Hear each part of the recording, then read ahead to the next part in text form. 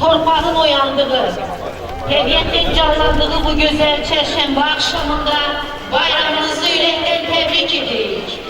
Qoy bu bayram gelişiyle yurdumuza sülh ve eminamanlık getirsin. Torpağımızın bereketi süfrelerimizden eski olmasın. Her birinize bahar etirli, bahar teravetli günler arzuluyoruz. Bayramınız mübarek olsun. Bu güzel bayram akşamında ruzi bereket remzi olan tongalımızı alovlandırmak için rayonumuzun rehberini meydandaki tongalın karşısına davet ediyoruz. Buyurun Cenab Başçı.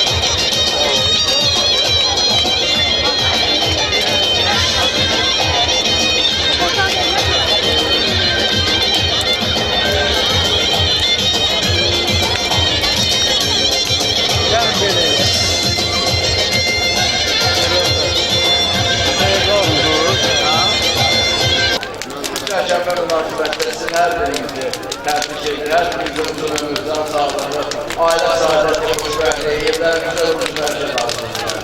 2026 bizim üçün əlamətlər yola görə ki, ilk olarak yanvar ayının 13-də Möhtərəm Prezidentimiz Ailə Başkanlığımız sərləri səfər etdik və səfər müddətində rayonumuzda yeni sezon məsələsində açılışında iştirak etdik. Bugün Şalsada olmuş ərazilərimiz Möhtərəm Prezidentimiz Ailə Başkanlığımızdan diqqət dairəsiyle abadlaşır, yeni şəhərlər, yeni kəndlər, yeni qəsəbələr sağlar və 2026-cı ilin yanvar ayının birində artıq 70 minə yaxın insanın Şalsada olmuş ərazilərimizdə həm yaşaması, həm işləməsi və bu il həm də axır hadisələrdən oluydu. Mən deyəm ki, 2020-ci ildə başlayan köşkün səfər təntələrsinin təməli Aprel hadisələrində qurulur. Aprel hadisələrinin 12-ci və ordumuzun ilk qələbəsinin müddətini Aprel 2016-cı ildə biz təntələsini qeyd etmişdik və bu gündə bu hadisələrin qələbəmizin təntələsini sahib oluruz. İnşallah Şalın Hazretlerimiz ərazilərlə yanaşı Səngəzur dəhlizinin açılmasının yaxınlıqlarının şahidi olacaq və mən əminəm ki, Möhtərəm Prezidentimiz Ailə Başkanlığımızın rəhbərliyi biz növbəti bayram kutmalarını Qərbi Azərbaycan elində, Zəngəzurda, Dərələzdə indi bu konuda bütün elimizdə, obamızda qeyd edəcək. Əziz dərsəklər, bayramınız mübarək, hər birisi təbrik edəcək. Uğurlar adını Seveni Reksik Armanlarında Sıracı Reksik.